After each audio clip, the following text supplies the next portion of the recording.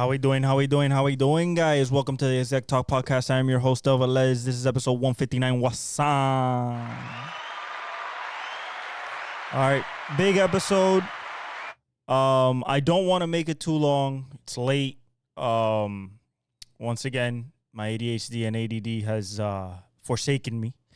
Got distracted with the wifey and, just watching stuff after work.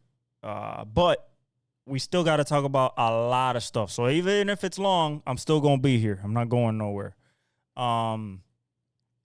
First thing we got to talk about, of course, is the Formula One. So we'll get to that. Then we have a bunch of MLB news that have come down the pipeline, including the Juan Soto decision, which we're going to dive into.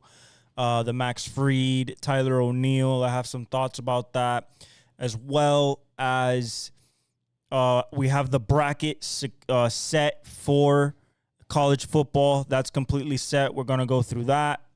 We're going to go through the slate. We're actually going to go through what happened in the championship weekend. We're going to go through the NFL football slate. We are starting to get into the point, or we've already gotten to the point where I'm not going to talk about toilet bowls that much. Yes, I'll go through maybe the stats here and there, but what we care about here is who's going to make the playoffs, what are the playoff races looking like. So that's what we're going to mostly focus on in the NFL. And in the NBA, today is the first night of knockout rounds in order to get to the final. So we'll go through that as it's going on right now. But let's get to the last Grand Prix of the year in Abu Dhabi. And I said it, guys. I told you that McLaren was going to come with a vengeance, that Lando and Piastri were going to come with a vengeance because they felt like they haven't ran their best race the last two races, including when they lost the championship, and they have the best car. Complete utter domination in qualifying. Lando and Piastri 1-2. They secured the constructors title with a win. The funny thing is, Lando finished first, and then Sainz and Leclerc finished second and third, but it didn't matter because they already came in with I believe a 31-point cushion. So the only way to beat them would be to win the race and have somebody in the podium places. And that didn't happen because Lando kind of took off and never came back. Different penalties that were handed out. You had Verstappen with a 10-second. Another penalty for Verstappen, but he recovered pretty well. A horrible last qualifying for Lewis. Was supposed to start 18th because of grid penalties with Leclerc for a new transmission and the Williams boys. He started 16th, and in his last drive for Mercedes, he finished a great fourth, I believe. He couldn't catch up to the Ferraris he finished fourth, so right outside the podium places after a horrible Q1 in his last race as a Mercedes driver. Ferrari just didn't have enough to go against McLaren. Verstappen finished somewhere in the top 10. It escapes me right now. But Leclerc went from 18th to 3rd. Which is really remarkable. That car was just on rails, and they played the strategy right with the tires. Verstappen got a 10-second penalty because he crashed into Piastri from the third spot. He crashed into him in turn one, and then so basically it ruined his race, essentially, put him all the way back. He probably had something for Lando, but after that penalty, that was kind of over. Lando and McLaren, as well as Piastri, win the Constructors' Championship for the first time since 1998. Mika Hakkinen was maybe racing for the team at that time. If I'm not mistaken, that was still Williams, Damon Hill day. Actually, no, that was like 95.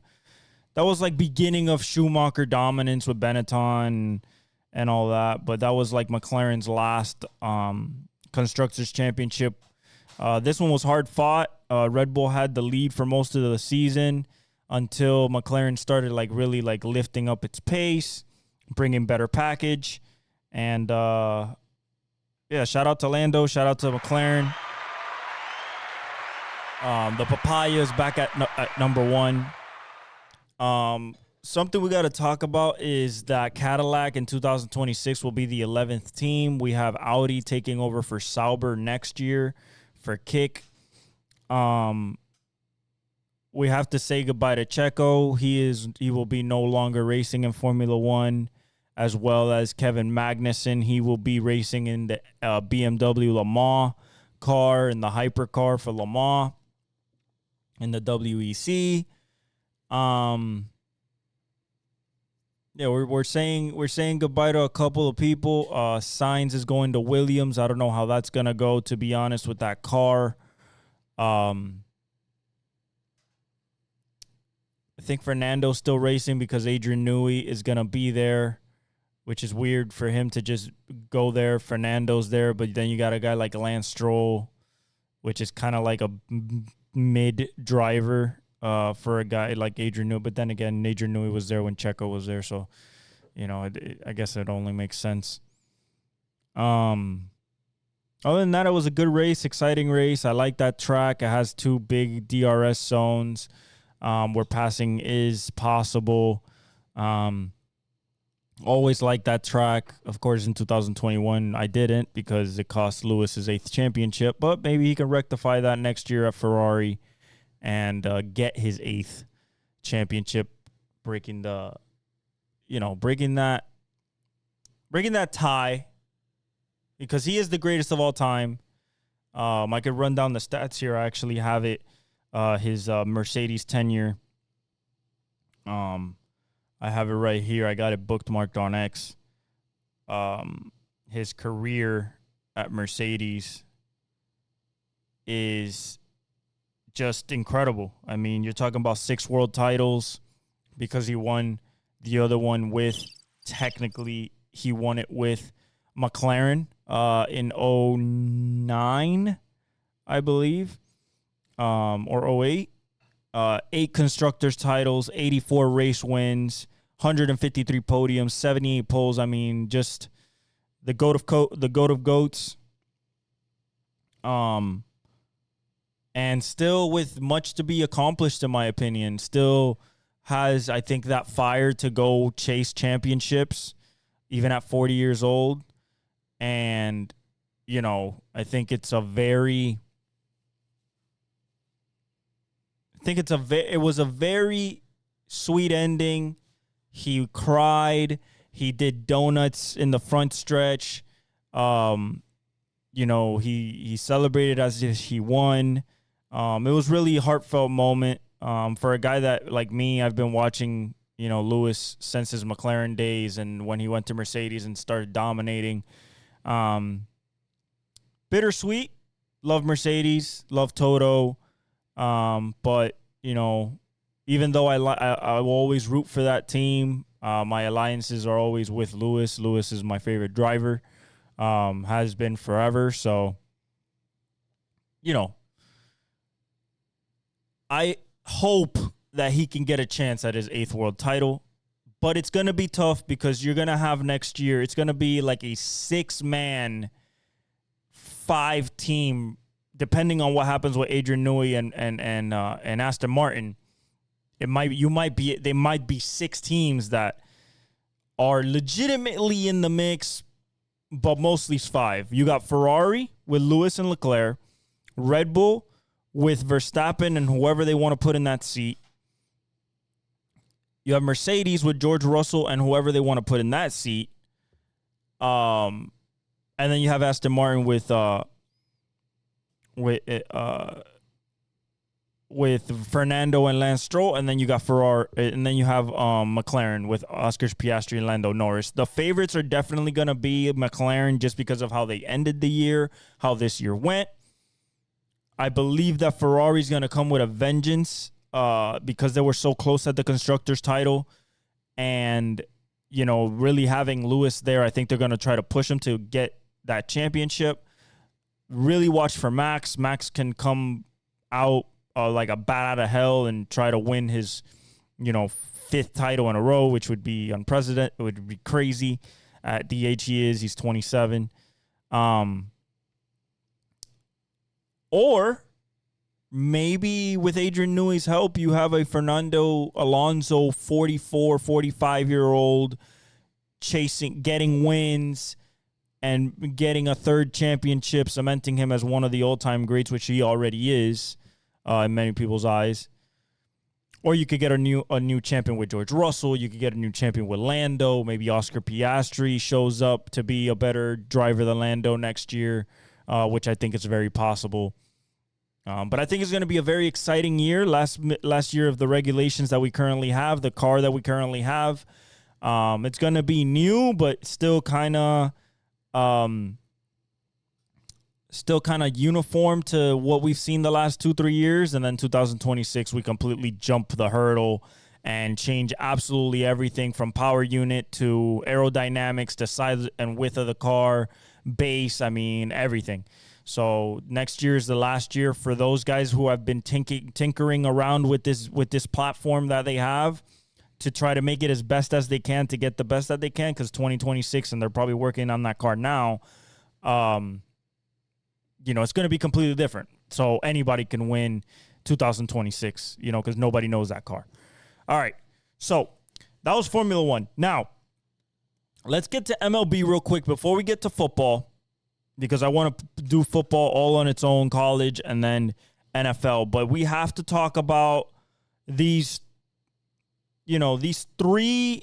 So first of all, you got Michael Conforto going from the Giants to the Dodgers, another big popper that they can put in the lineup anywhere really, but you don't want to take 1 from Ohtani, you don't want to take 2 from Mookie, you don't want to take 3 from Freeman, then 4 you got Teoscar, unless he leaves. If he leaves, maybe they did this move to plug him in for Teoscar in that 4 spot.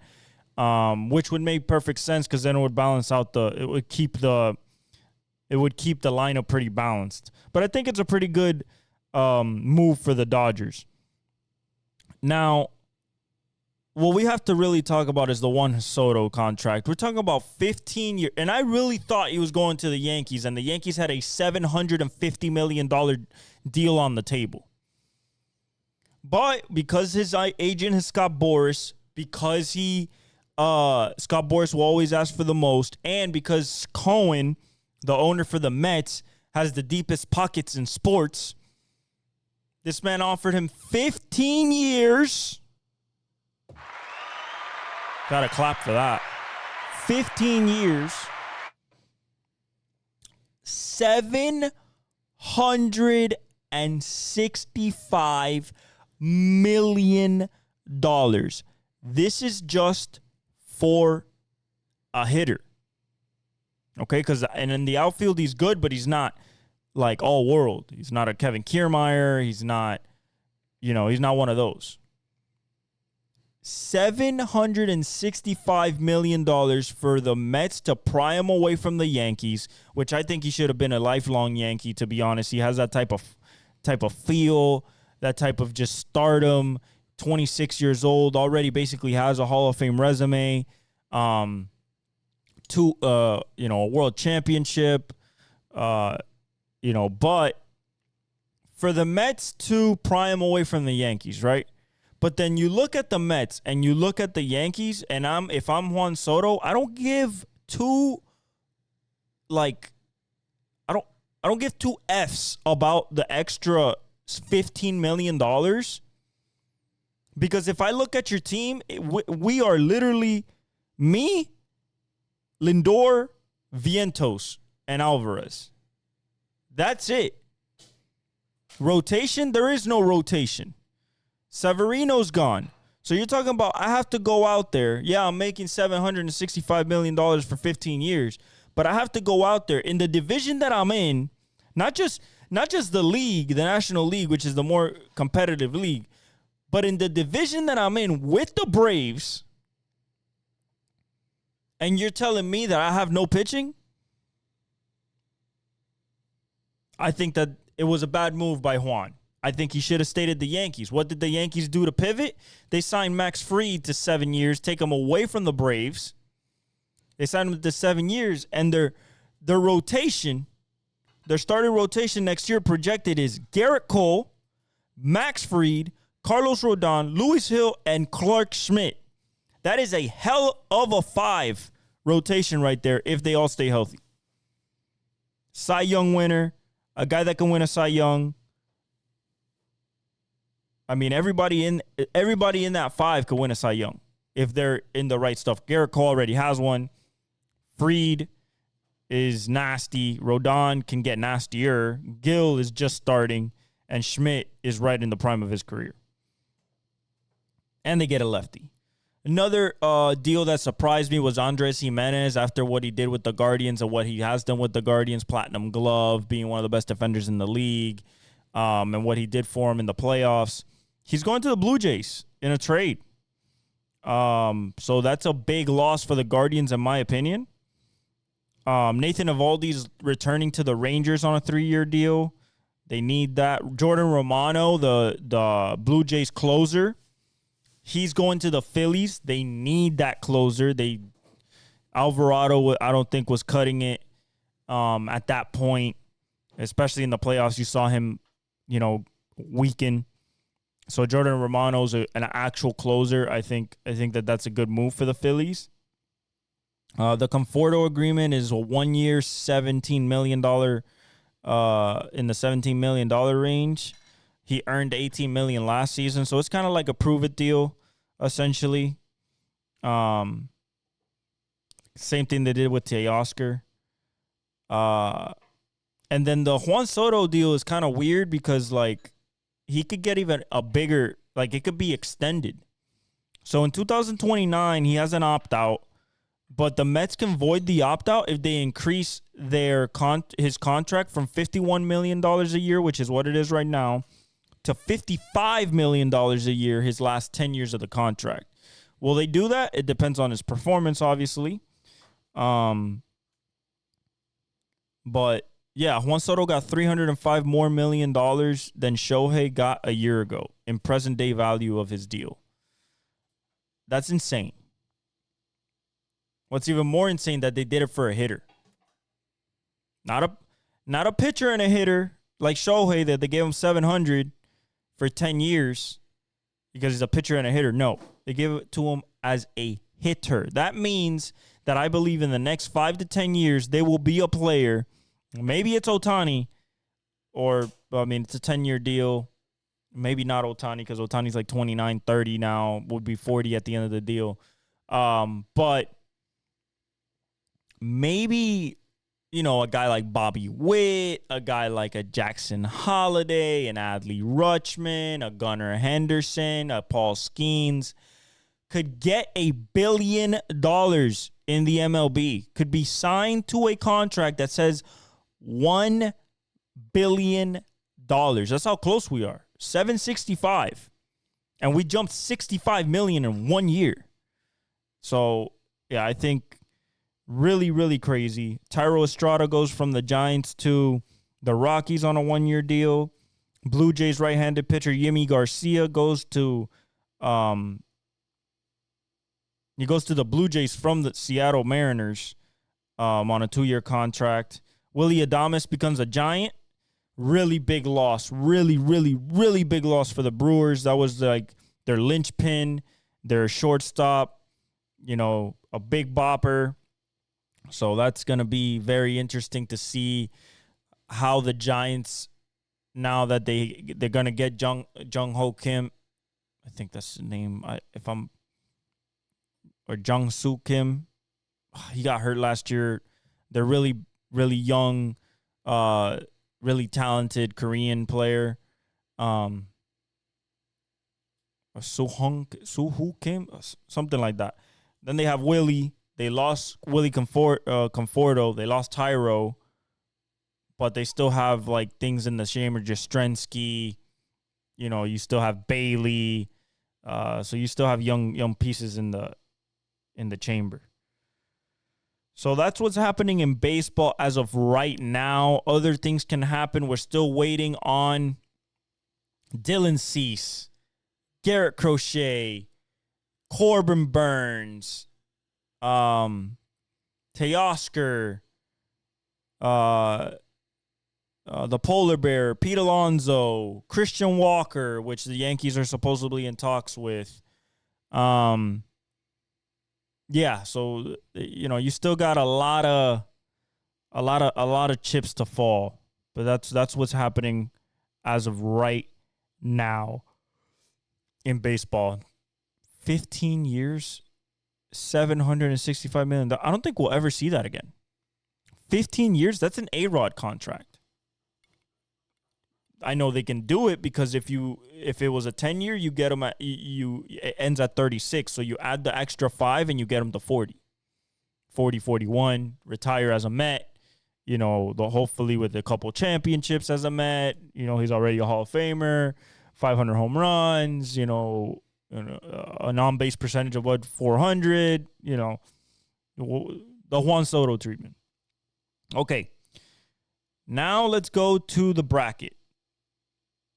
Actually, no, let's go through the games and then we'll go through the bracket. So the games were very interesting, in my opinion. Arizona State destroyed Iowa State, 45-19. Iowa State kept turning the ball over, could never recover. Scatabo had a great Scatabo had a great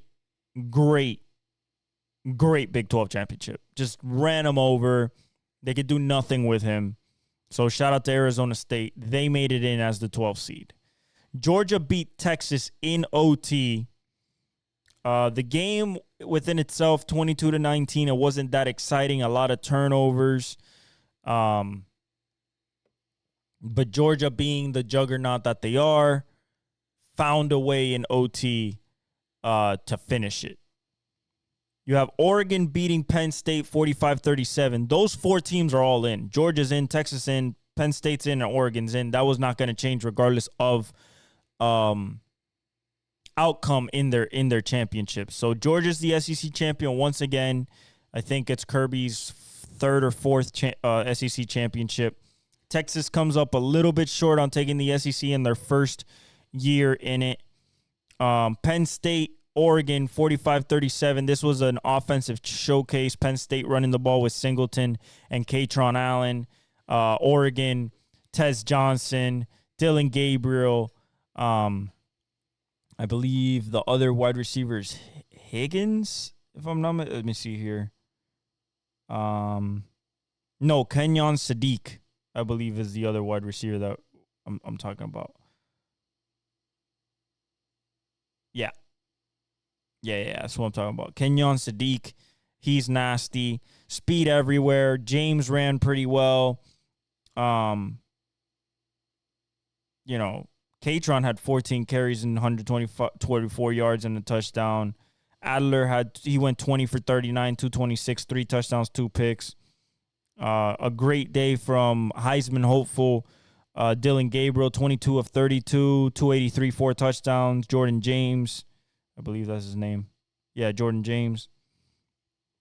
20 carries for 87 yards, 2 touchdowns. Tez Johnson, 11 catches for 181 yards and a touchdown. And Tyler Warren, he's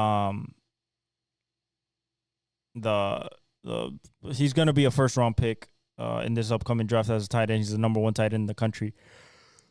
7 receptions for 84 yards.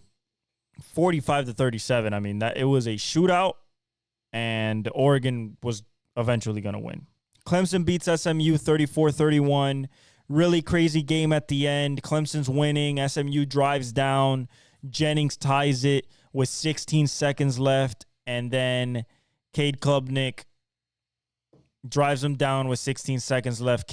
They kick a 56-yard field goal to win the game and get into the playoffs.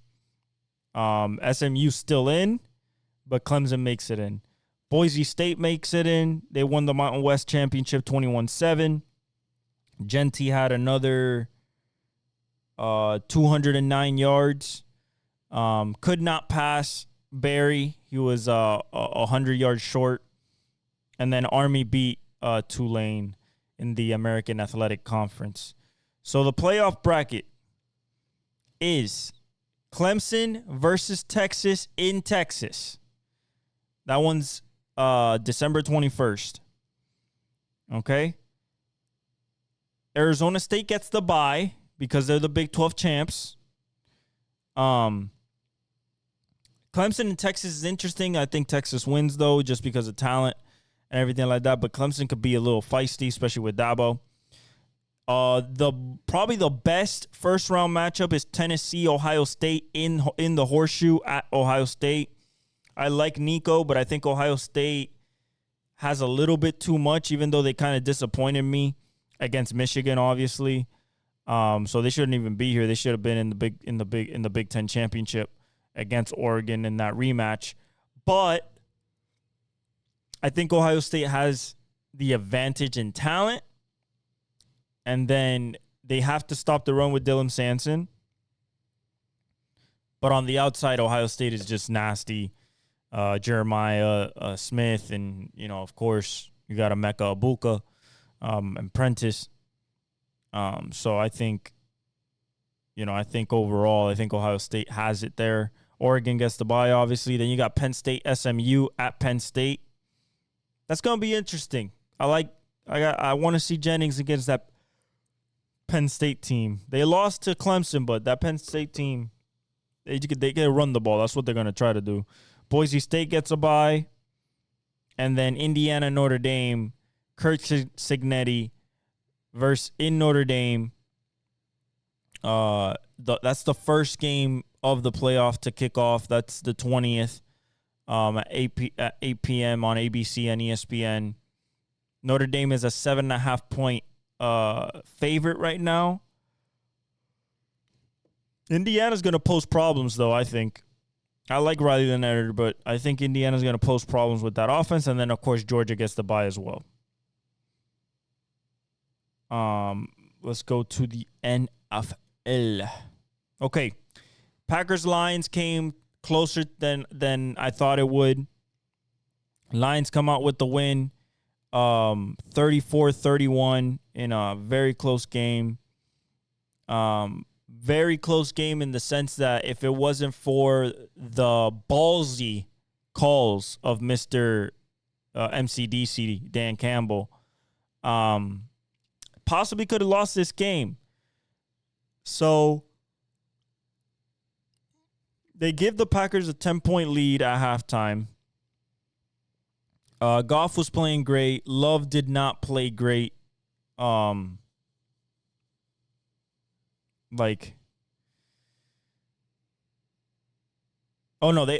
had a 10-point lead at halftime.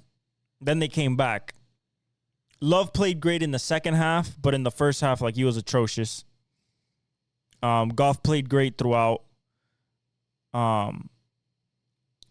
It's just accurate passing by Goff, just hitting the windows when he needs to, hitting his receivers in stride so they can keep getting yak. The run game worked. For both teams, I would say the run game worked. If we go to the box score, we got Jordan Love 12 out of 20. So there wasn't a lot of passing for the Packers. They ran the ball 24 times for 99 yards, mostly on Josh Jacobs, 18 carries for 66.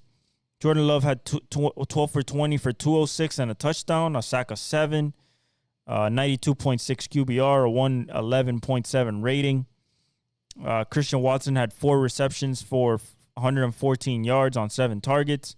Dontavian Wicks went 4 for 49 on 5 targets. Tucker Kraft 3 for 41 on 1 target on 5 targets and a touchdown. Watson lost a fumble.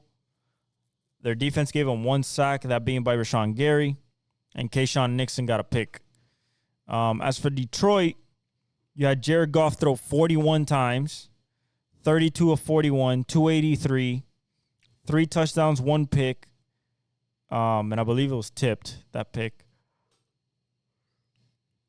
1 sack for 3 yards, 91 QBR, a 109.7 rating. David Montgomery went for 51 yards. Jameer went for 43 yards on 14 and 15 carries, respectively. David Montgomery scored a touchdown. Jamison Williams went 5 catches for 80 yards on 8 targets. Laporta went 5 for 54 on 7 targets. Tim Patrick 6 for 43 on 7 targets, but he caught he caught 2 touchdowns. Amon-Ra didn't have a big game, but he had a touchdown. He had a, he went 5 for 43 on 6 targets. They were trying to keep a cap on him.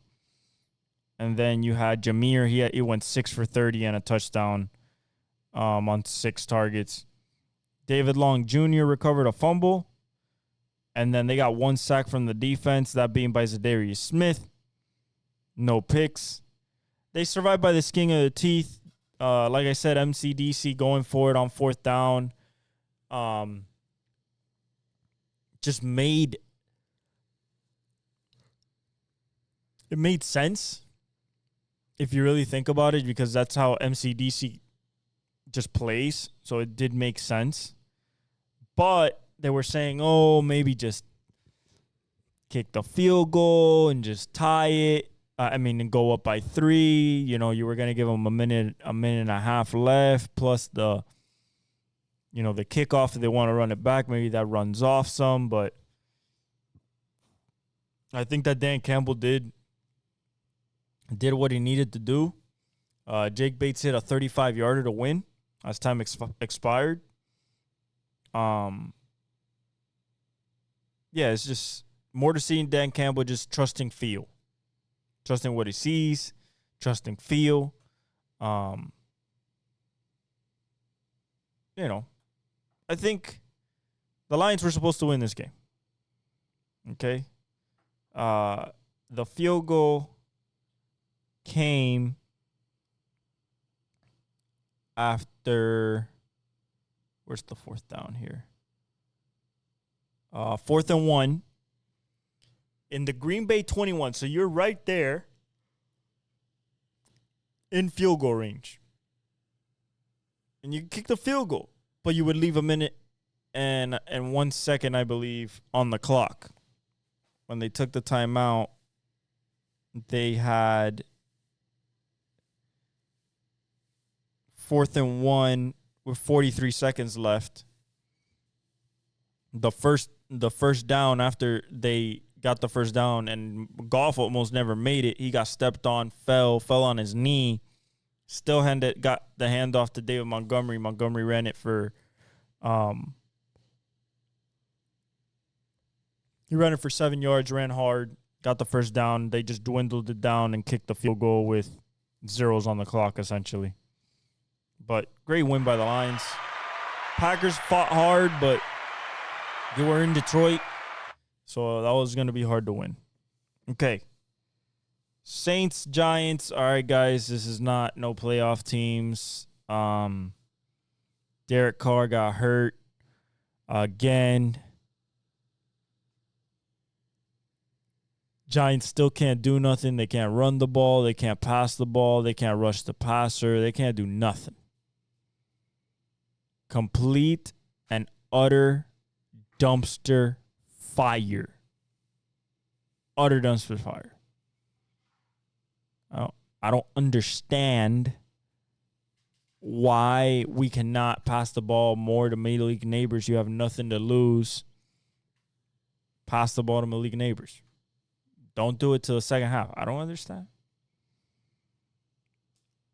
Their offensive line gets pushed back, so they can't run the ball.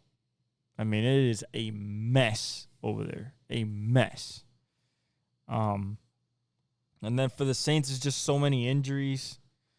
Now you got Derek Carr injured. You already had both receivers injured. It's unfortunate for him. Very, very, very, very unfortunate. And they have no future in the playoffs, so it's done. That's it. They gave it the old college try, and it did not work.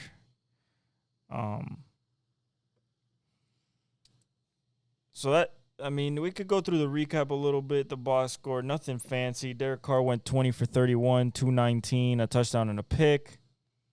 Kamara went 17 for 44. MVS, 4 for 51 on how many targets? On 7 targets. Juwan Johnson, 4 for 50 on 5 targets. Foster Moreau, 2 for 40 on another 2 targets. On those only 2 targets. And Alvin Kamara went 5 for 35 on 5 targets. Spreading the ball around. Then you have Carr fumbled it, recovered it. Juwan Johnson fumbled it. And MVS was the one that recovered it. To be honest, I don't know where the Saints go from here. They need a quarterback, but are they gonna get rid of Derek Carr? I don't know. They just need to be healthy on the outside, to be honest. They need Olave, Shaheed. They haven't been there for the longest. So 14-11, boring-ass game. Steelers-Browns, we knew that the Steelers were going to win. We only lost two this week. We lost the Bills game and the Titans game. 14-27, Steelers, Browns. Steelers are firmly in that second seat in the... Actually, no. Well, yeah, with the Bills' loss. Got to check the standings real quick, but I think they might be in second. Let's see here. No, they're still third. Buffalo's still second, still clinch the playoff spot. We'll get to that. So Steelers-Browns was something that I thought in my heart of hearts would be dominated by defense. And that's exactly what happened. Dominated by the defense. TJ Watt, Herbig, Alex Highsmith, Cameron Hayward, just the front line, the linebackers. They just so good. So good defensively. Offensively, still don't like it. At all. I don't understand why is it so hard to make that team look better and more explosive than it is. I don't understand why it takes so long to figure that out. But, you know, if we look at the box score, you get a Jameis Winston performance of 24-41, 212. And Nick Chubb runs for 11 carries for 48 yards, so not that much.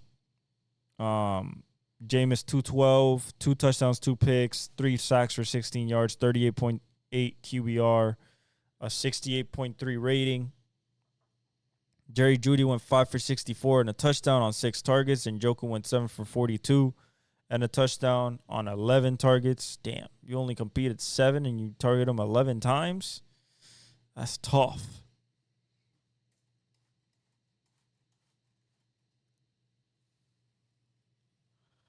Fumbles, you had Myles Garrett recover a fumble. You had Jameis Winston fumble, and then you have Kadarius Toney. He fumbled and lost the fumble as well. Their defense gave them one measly sack that came from Myles Garrett. No picks. On the Steelers side, though, there was a little bit of fireworks, just a bit. I thought the Browns had somewhat of a chance, but then I saw that defense and I was like, yeah, nah. They have the same problem as Kansas City. Left tackle doesn't work. But for the Steelers, it was a pretty good day for Russell, I guess. 15 of 26, 158, 2 touchdowns, no picks, one sack for Lewis. I mean, I'm getting confused here. Jesus. Yeah, Russell 15 out of 26. They ran the ball 35 times, so not, a little bit of discrepancy there in the balance. The QBR was 54.7. The rating was 101.1. Najee went 16 for 53 and a touchdown, so 3.3 yards a carry, what we expect from Molasses Feet, Najee Harris. 9 for 47 was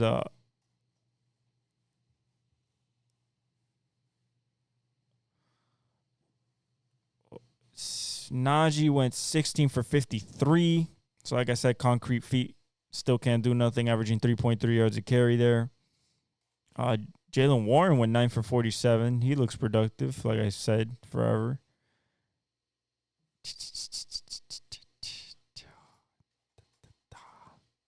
Freiermuth went 3 for 48. Scotty Miller went 3 for 38. Mike Williams went 3 for 36. And Russell Wilson carried 6 times for 17 yards. Then you have Van Jefferson, Calvin Austin the second, or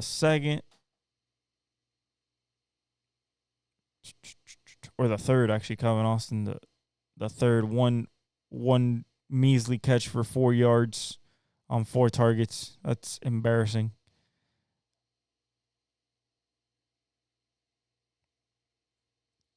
And James Pierce had an interception. Keanu Benton had an interception. They got 3 sacks from their unit. They got Cameron Hayward with 2. And they got Alex Highsmith with 1 as well, while they're bringing up the waterproofing.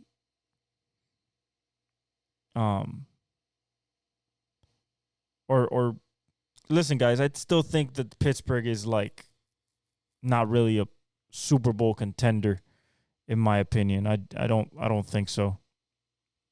It's my opinion. Not because I hate the team, it's just because I think that once they face a Kansas City, a Baltimore, a Ravens, I think they just don't have enough offensively and especially like defensively, not the corners, but the interior, the Quincy Williams and CJ Mosley, like stuff like that, I think become problematic in the future. Then you got Vikings, Falcons, 42-21, an absolute masterclass by Sam Darnold, JJ and Jordan Addison. I told you when they drafted Jordan Addison, he would be a number 1. He works just like T. Higgins, basically being a number 1 for the number 1 that they are basically not allowing to have any play. I'm sure the fire alarm guys are just gonna be trying to put out the fires in Atlanta. I think Kirk is probably not the answer anymore. You put it in the rookie. You put in Michael Penix. You see how he does. Maybe he can develop a strong rapport with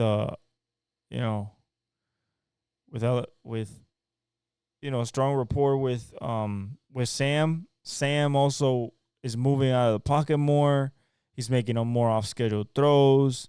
He's looked like he came from college being like that, and then he lost it, and I know where it came back, and it's just been like that ever since. For the Falcons, tough loss. I mean, Kirk Cousins went 23 for 37, 344. No touchdowns, 2 picks, 1 for 6. 6. Sorry, guys. I am tired. Here we go. So, Kirk went 13 for 30, 23 for 37, 344. We entered. Lobby is at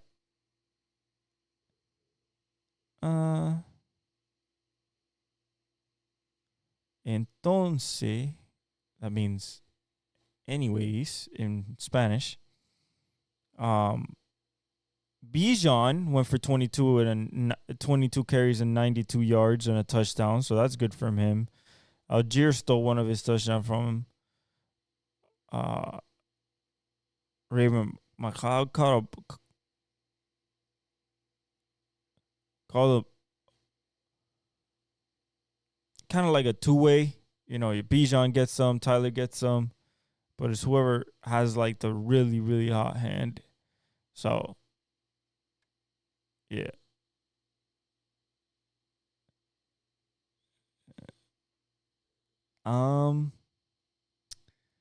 Mooney had Algier went from 9 for 63 yards and a touchdown. Mooney, she's supposed to. Mooney went 6 for 142. No touchdowns.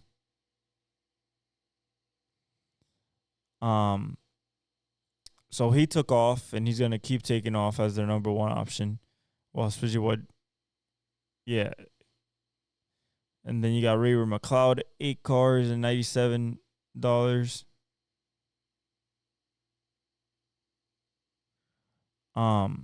Then you got Raver McLeod at 8 to 36.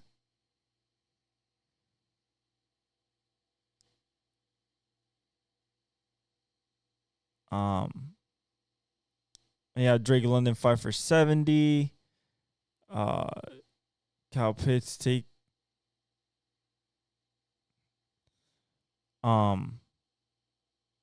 Then Drake London went 5 for 70. Kyle Pitts went 1 for 14 on 6 targets and only gave him 1. That's insane. Raven McLeod got a fumble and recovered it.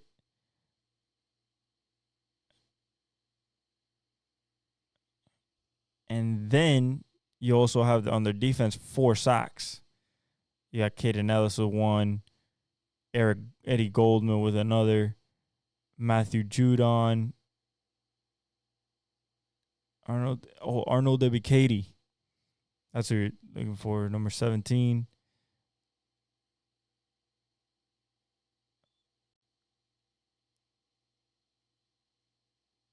I think Lorenzo.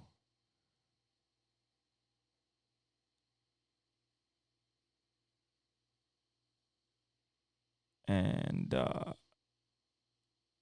yeah, that's it for that game. I mean, besides the Sam Darnold going ballistic, 22 of 28, super efficient, 347, 5 touchdown passes, 0 picks, 4 for 29 from sacks.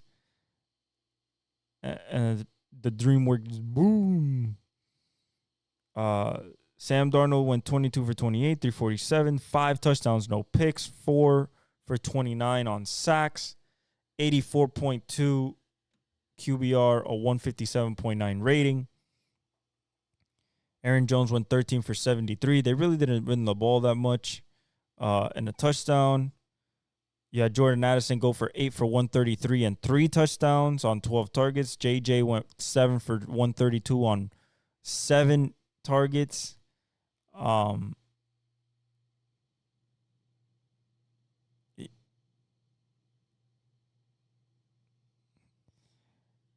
So I think it was just a coming out party for Jordan Addison. Been expecting this after they drafted him. We knew he was a Biletnikoff Award winner, being the best wide receiver in football. We knew that was in there. We knew he was going to be a number 1, but he's just behind the best in the world, or one of the best in the world in Jamar, in JJ. So, I think it was a good step for him. He just has to keep it going. And then Justin Jefferson went 7 for 132 and 2 touchdowns on 7 targets. Hawkinson went 4 for 45 on 5 targets. Their defense was nothing. The Brian Flores defense played great, and they did everything they had to do to take care of business, and that they did. Raiders, Buccaneers. Buccaneers are the only ones who have a shot. They take the lead in the division with a loss by the Falcons. They beat the Raiders 28-13. It wasn't even that close. Aiden O'Connell went 11 for 19, 104, so putrid day. No touchdowns and an interception. Sincere McCormick, 15 carries for 78 yards.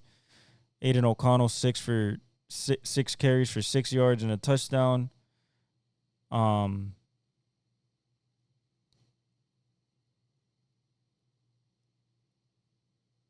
then you got Michael Myers, 7 for 68. Jacoby Myers, 7 for 66. And Brock Bowers, 3 for 49, which is a low number for him. Low number compared to what he was putting up.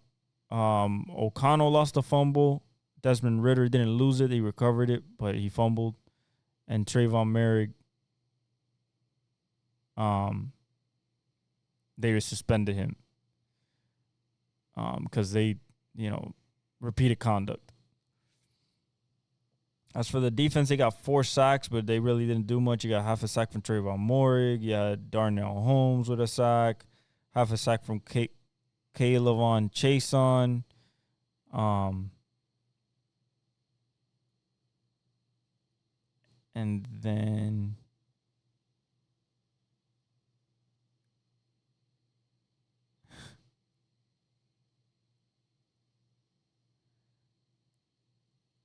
And then Jack Jones caught a pick. Kaylavon Chason caught a pick, but didn't amount to much. So,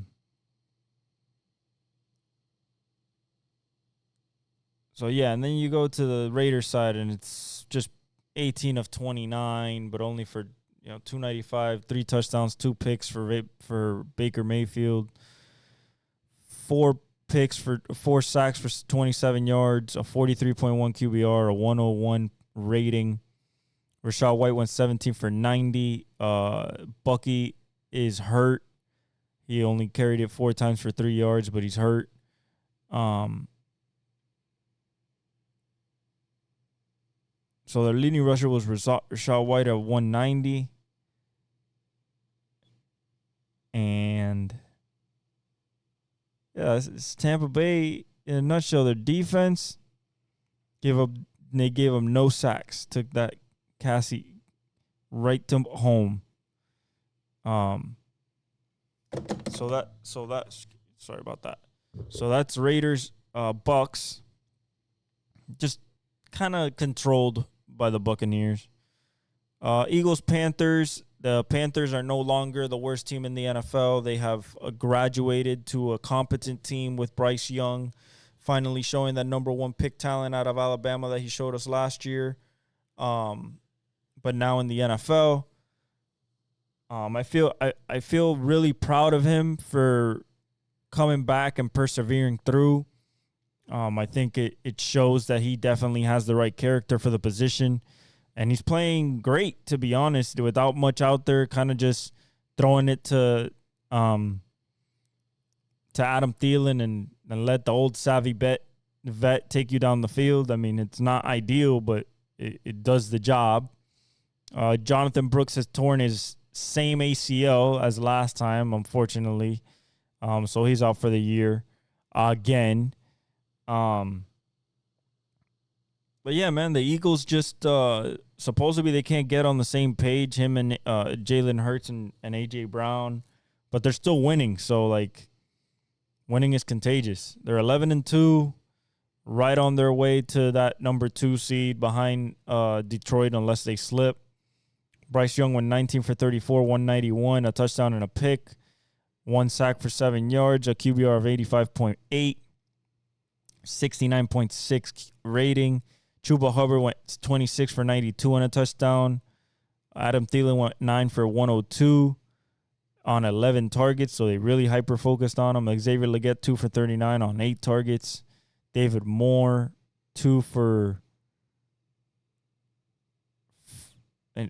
25 on 5 targets. No fumbles. The defense got 4 sacks. 1.5 by Ashawn Robinson. And then a 1.5 by Josie Jewell. And then on the Eagles side, it looks a little bit better. Jalen Hurts went 14 for 21, 108, 2 touchdowns, no picks, 4 sacks for 25 yards, 71 QBR, a 110.8 rating. Saquon went 20 for 124, still on pace to break Barry Sanders' record, which is Eric Dickerson's record for the most scrimmage yards and also rushing yards in a season, held by Eric Dickerson.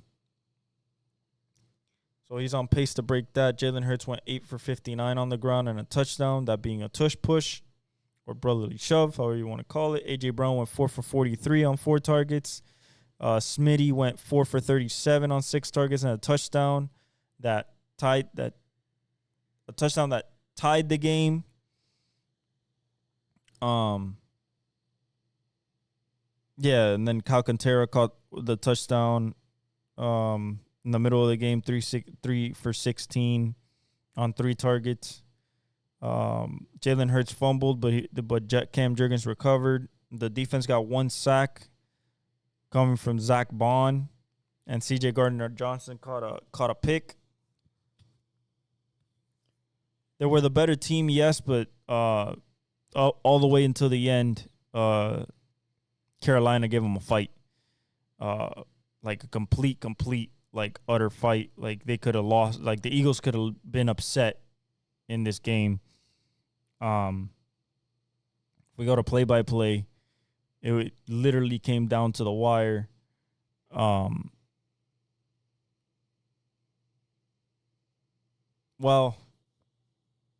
the way that they got the lead was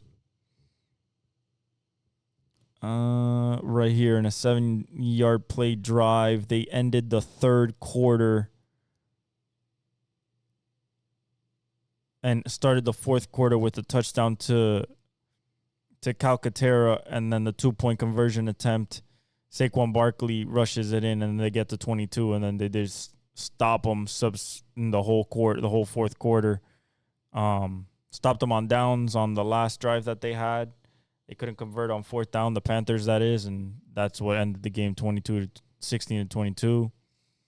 Jaguars, Titans, I don't even want to talk about this game. The Jaguars won 10-6. I got this wrong. I picked the Titans. One of the most boring games I've ever seen in my life. Will Levis is not the answer, even though he shows some promise sometimes. For the Jaguars, they won this game based on defense.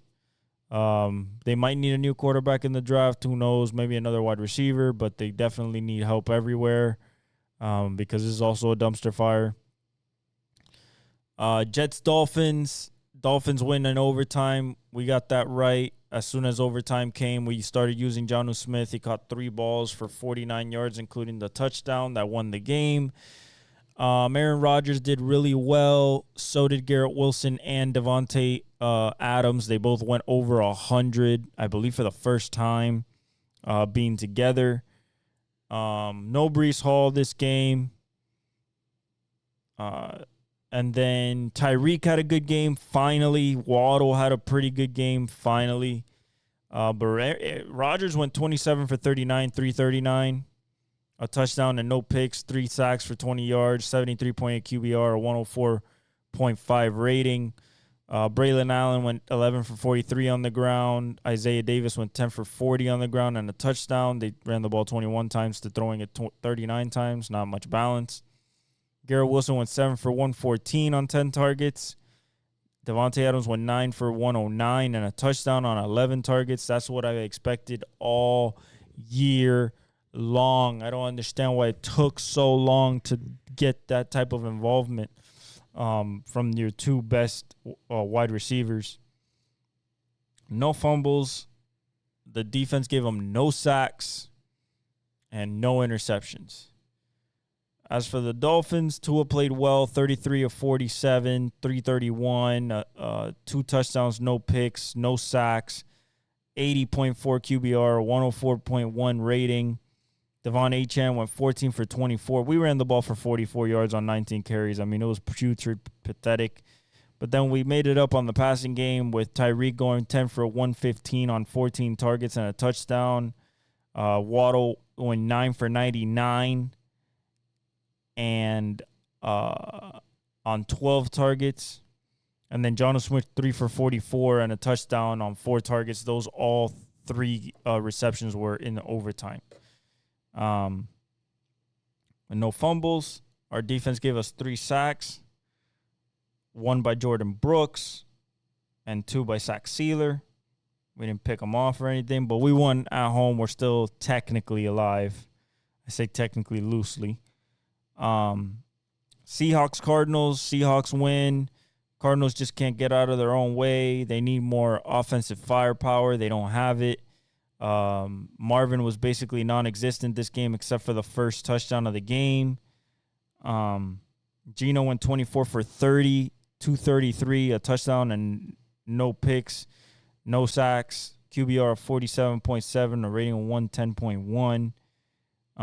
Zach Charbonnet had a great game with K walk out, 22, 134, 2 touchdowns, just a great game.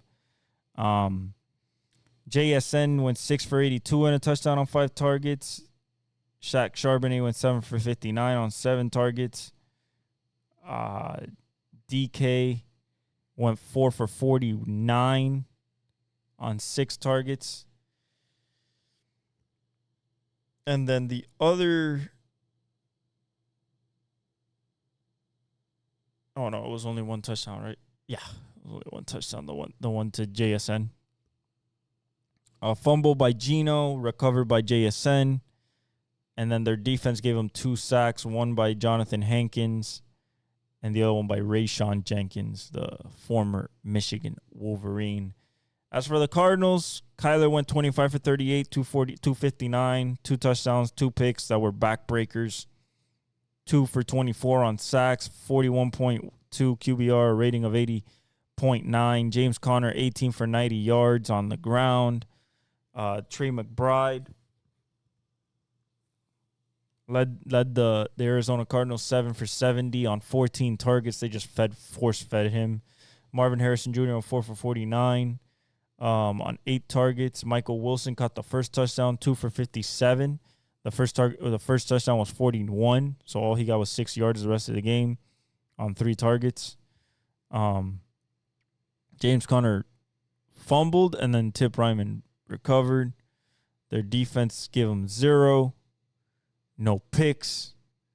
Nothing. 30-18, Seattle takes firm control of the NFC West, which have been basically the division where everybody wants to lose and nobody wants to win. But I think Seahawks now,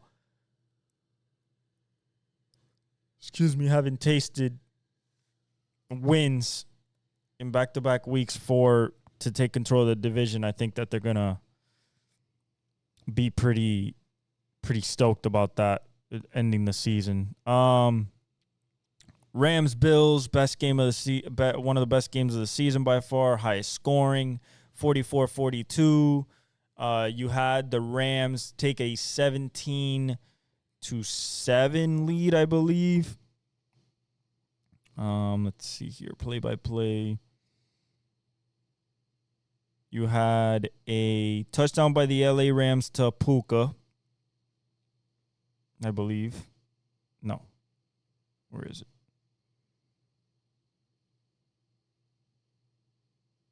Touchdown Rams. Who scores it?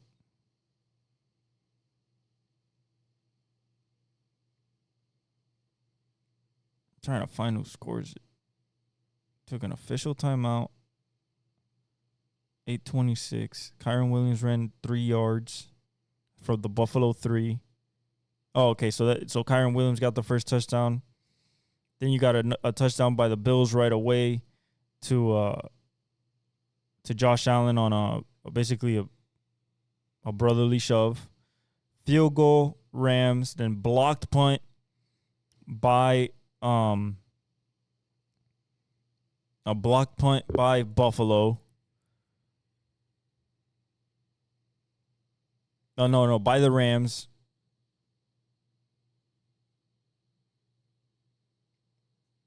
That is returned back for a touchdown. Then you have a touchdown by the Rams again. Ty Johnson with a 41-yard pass from Josh Allen. He just outran everybody, kind of like a screen pass. Then you had a touchdown by the Rams again. I think this one went to Puka for 4 yards on a 4-yard run. Then you had a first punt, successful punt by the Bills. Then the end of half. Then the start of the second quarter, or the end of the second quarter. Then the start of first quarter of the third quarter, Bills punt, and then LA scores touchdown by Kyren Williams. Then Josh Allen comes right back, throws a touchdown to Khalil Shakir that outruns everybody for 51 yards. Then you get another touchdown by the Rams to Cooper Kupp on a nasty inside post. You have another touchdown by the Bills, another 1-yard run by Josh Allen. Then the Rams finally punt. Another touchdown by the Bills makes it 35-38. This one was a Mac Hollins 21-yard pass. Then you have another touchdown by the Rams to keep it to get to wrestle away the lead, to make it bigger, to extend the lead.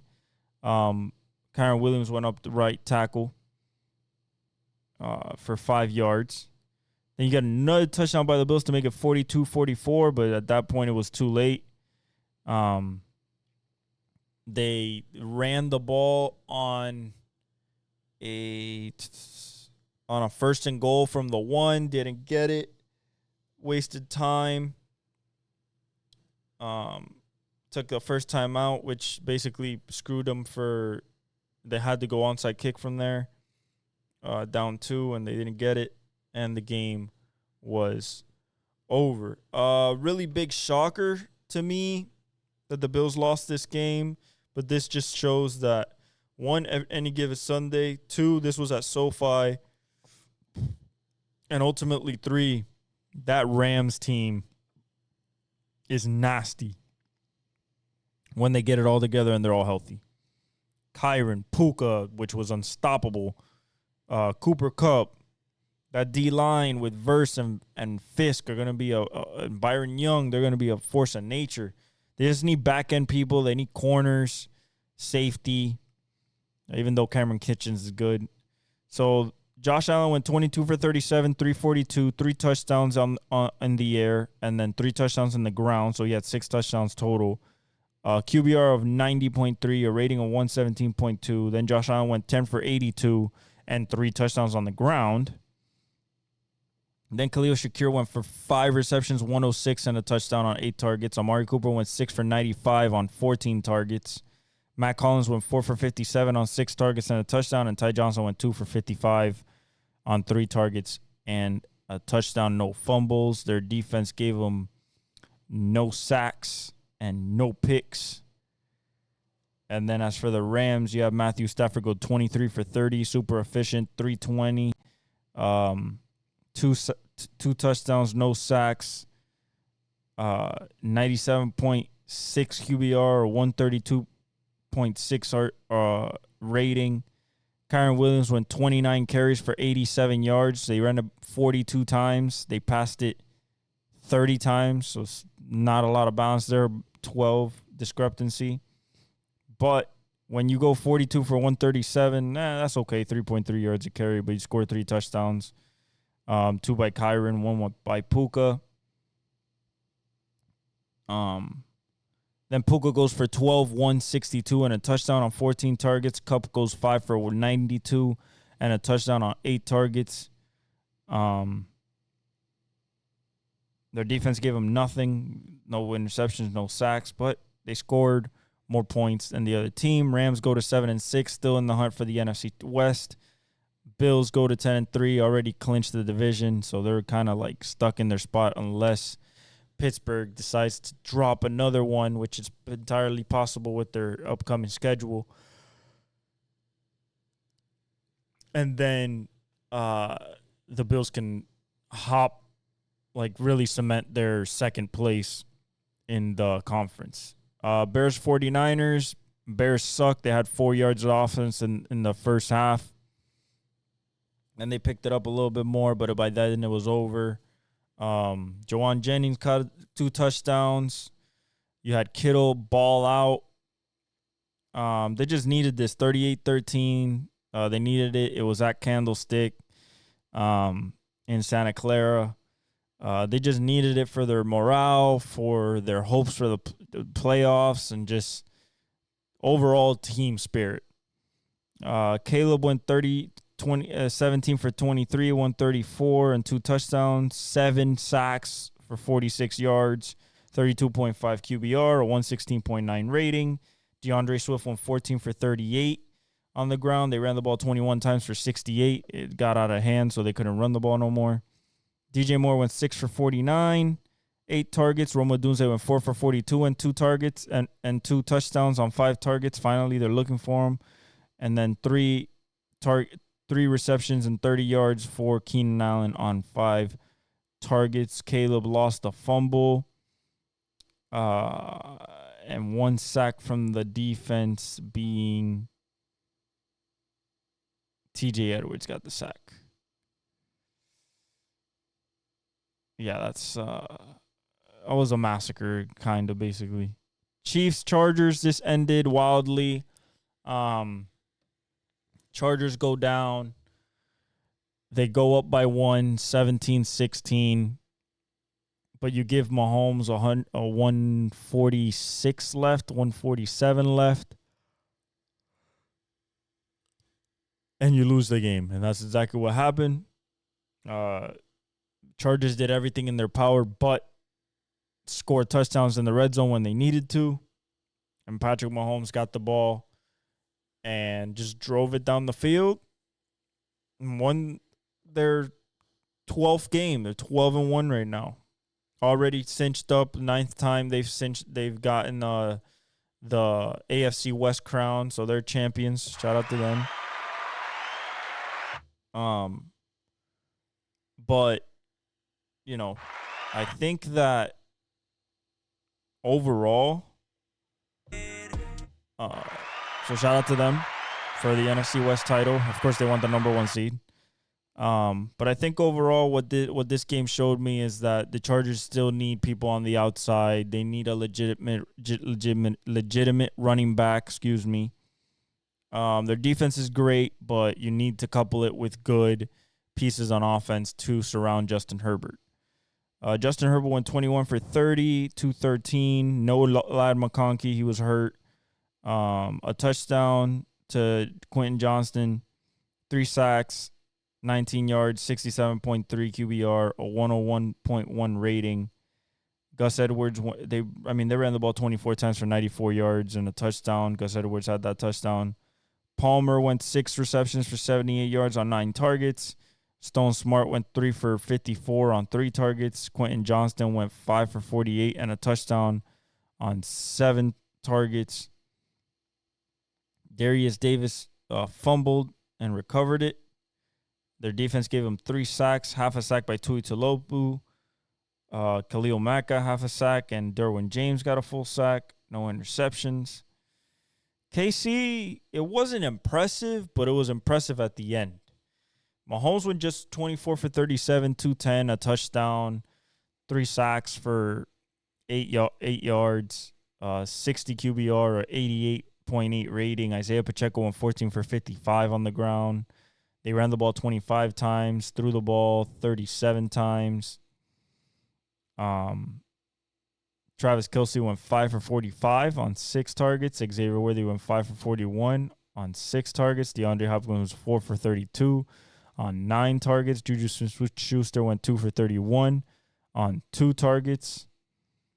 No fumbles. Their defense gave them three sacks, one by Nick Bolton, two by Trayshawn Wharton, and no interceptions. Yeah, the Chiefs are still the Chiefs. You know what I'm saying? That's basically it. The Chiefs are still the Chiefs. Still the number one seed. Still, most likely the road to the Super Bowl is going to go through Arrowhead again. And that's awesome. And then lastly, Bengals, Cowboys, another Jamar Chase game, 177 receiving yards. Just absolute destruction of the Cowboys secondary. This game was decided on a special teams play, a blocked punt that went forward over the line of scrimmage that becomes a live ball, is touched by a Cowboy as they try to get it. They miss. It's covered up by the Bengals. The Bengals get it, drive down, and then I believe it was like a 40-yarder. Joe Burrow to Chase. Let me see here. Joe Burrow to Chase was a 40-yarder where he let him inside on a hitch. He took off, and there was nobody there. He took off running. 27-20 was your score. Cowboys tried to hang tough, but with that blunder like that, you're not going to do anything. Burrow went 33 for 44, 369, 3 touchdowns. I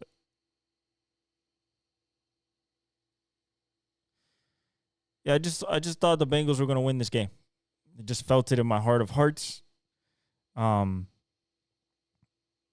touchdowns, 1 pick for Joe Burrow, 369 on the air, 33 for 44, 2 sacks for 10 yards, a 73.2 QBR, a rating of 112.8. Chase Brown, they ran the ball 19 times for 74 yards, so not a lot. Jamar Chase went 14 for 177 and 2 touchdowns on 18 targets, just force-fed him.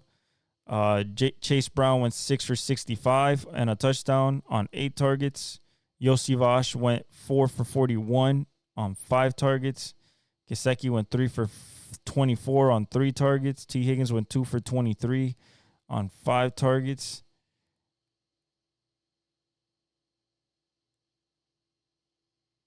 And, shout out to the Bengals. I mean, 5-8, but they have one of the best top 5 quarterbacks in the league, and, of course, probably the best wide receiver in the league. You got to debate with JJ and his brother, and also Tyreek, but I think right now Jamar has the advantage. And as for the Cowboys, the dumpster fire of a season keeps going. Unfortunately, T. Higgins only had 2 catches for 23 yards. That was surprising on 5 targets. I thought they would target him more, but it didn't happen. Joe Burrow fumbled. Tanner Hudson recovered. And then Maema Nagmeta, sorry if I butchered that name, also recovered a fumble. Their defense gave them 3 sacks, 1 by Trey Hendrickson, 1 by B.J. Hill, 1 by Joseph Osai. Geno Stone caught a pick. On the Cowboys side, Cooper Rush went 16 for 31, 183, 2 touchdowns and a pick. 3 sacks for 17 yards, an 18.8 QBR, a 77.8 rating.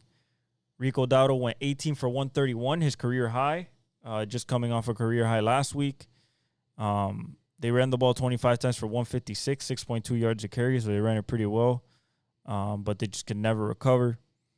After that, block punt, fumble, that's crazy. CeeDee Lamb went 6 for 93 and a touchdown on 7 targets. Ferguson went 3 for 32 on 6 targets. Logan Schoonmaker went 2 for 22 on 2 targets. Cavante Turpin 1 for 16 on 4 targets. Amani Uruwaye, which is the guy that fumbled. And then they got 2 sacks, 1.5 by Maurice Liufau,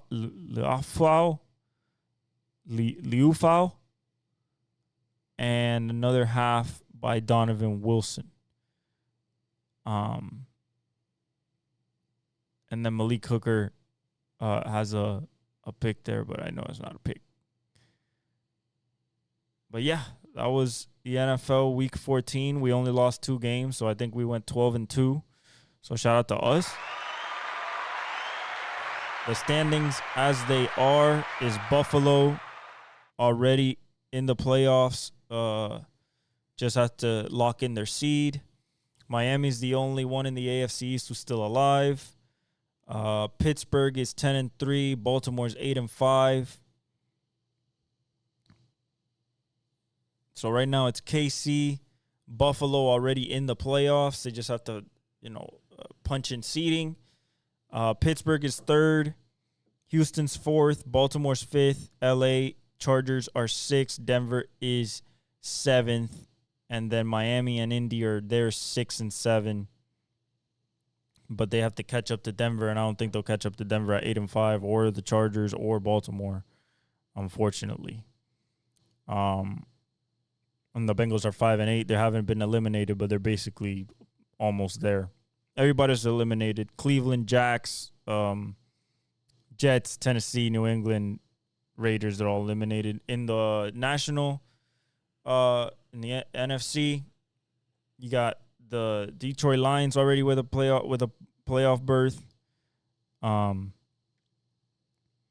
You have the Philly with a playoff berth already.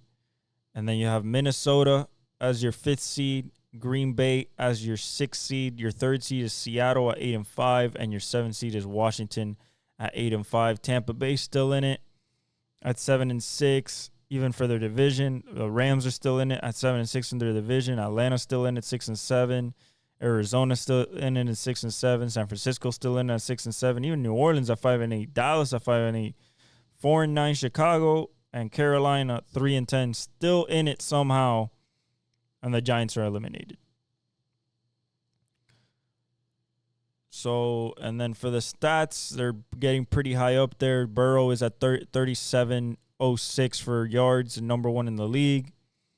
Barkley's at 16.23, number 1 in the league for rushing, and then Jamar Chase at 1,319 yards for receiving. He's 200 above JJ for that number 1 spot. Zaire Franklin leads the league in tackles at 135. Trey Hendrickson leads the league in sacks at 12.5. Myles Garrett is 2nd. And then Xavier McKinney has 7 picks, and so does Kirby Joseph. Let's touch the NBA real quick. The standings as they are is Cleveland in the East. Cleveland, Boston, Orlando. No more Franz Wagner, so they don't have Paulo or Franz. And they still beat the Suns yesterday. Knicks, Miami at 5, Milwaukee at 6, Atlanta at 7, Brooklyn at 8, Indiana 9, Chicago 10, Detroit 11, Philly 12, Charlotte 13, Toronto 14, and Washington 15. In the Western Conference, OKC, Memphis, Houston, Dallas, Golden State at 5, 6 is Clippers, 7 is Denver, 8 is the Lakers, 9 is Minnesota, 10 is Phoenix. You got 11 San Antonio, 12 Sac, 13 Portland, 14 Utah, and New Orleans with all their injuries. And now Brandon Ingram, also out for an indefinite period of time with the sprained ankle, is going to be tough. They're 5-20, and it's over. It is definitely over there. All right, guys. That was episode 159 of the Exec Talk Podcast. I am your host, El Velez. I love you guys. God bless you. Thank you for always been supporting me. We're only getting bigger. Like, subscribe, hit the notification bell, comment, follow me on all my socials, and I leave you all with the outro.